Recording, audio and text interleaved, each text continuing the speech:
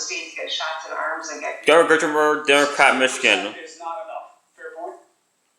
It's not enough, but you know what? It is welcome information and change and trajectory, and I think that's what we're craving the most. It's been so sporadic and so little information. When we found out there wasn't even vaccines that were being held back, despite what the representations were from the last administration, this is a welcome change, transparency, and a plan to move forward. Were they able to tell you when it will be more than 16? Well, they said we're going to have 3 weeks where we can be confident what the numbers are. That helps us with our planning. And then they're hoping that it will continue to ramp up. And I believe that it will. I know that the administration announced that they're making purchases of vaccines. That is something that we were asking the last administration to do. And for some reason, they wouldn't do it. It is happening now. And I think that gives all of us great confidence and reason to feel hopeful. So your numbers have been going up on the vaccine.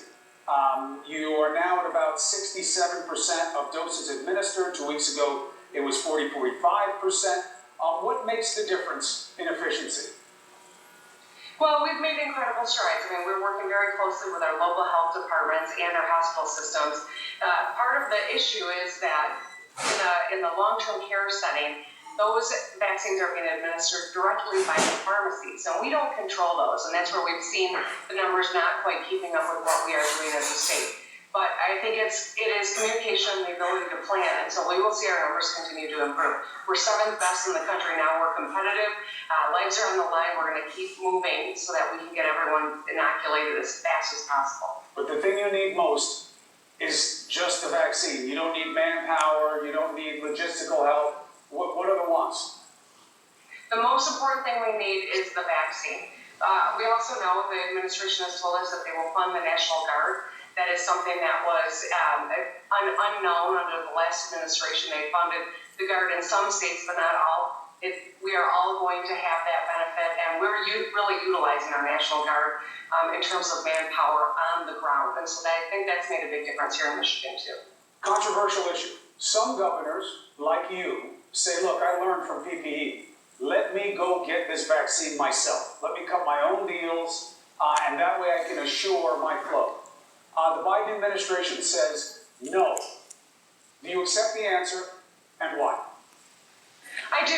The reason that we were working so hard to try to just purchase vaccines was because we weren't getting information out of the administration. We did not have confidence that they had bought the vaccines for the nation. They were not communicating, and they had not done the work, and we saw eventually that they came clean and said that they didn't have second doses that they've been holding back, despite what the representations were. This administration is a very different situation. They're working with us. They're telling us what to expect. They're doing the planning.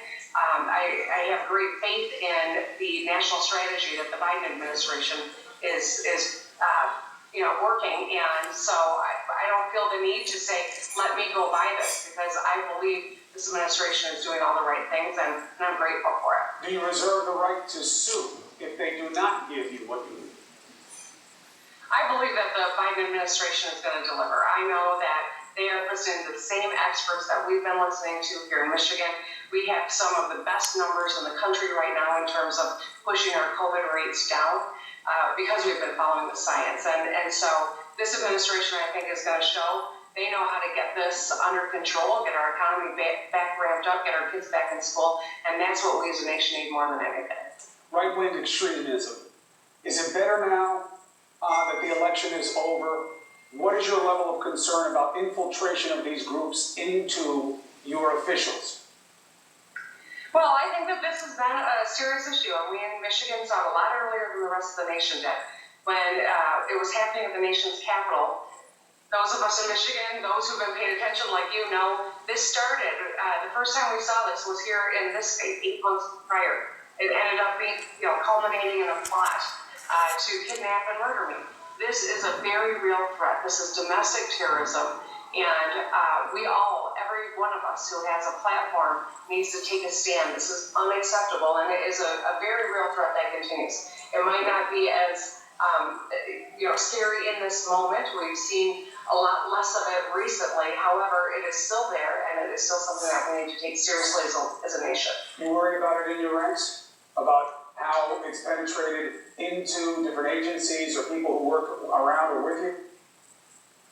You know, we are mindful of what the nation's lessons have been in the last couple of weeks in particular.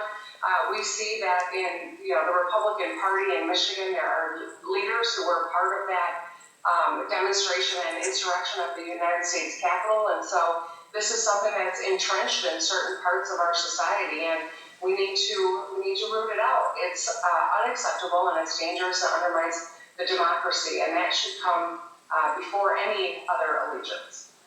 Governor, thank you very much for your bravery, your calm in the face of the threats that you have faced. And thank you for I love Gretch Michigan. Michigan. This is a platform. Love her a lot. If they're not giving you what they said you should get, so that we can pressure those in power to make Big sure. Gretch, Big Gretch, Big Gretch. You got it. Thanks, Chris. Be well, Governor. Thank you. You too. So Whitmer says the administration does, but it's also about what our new leader says.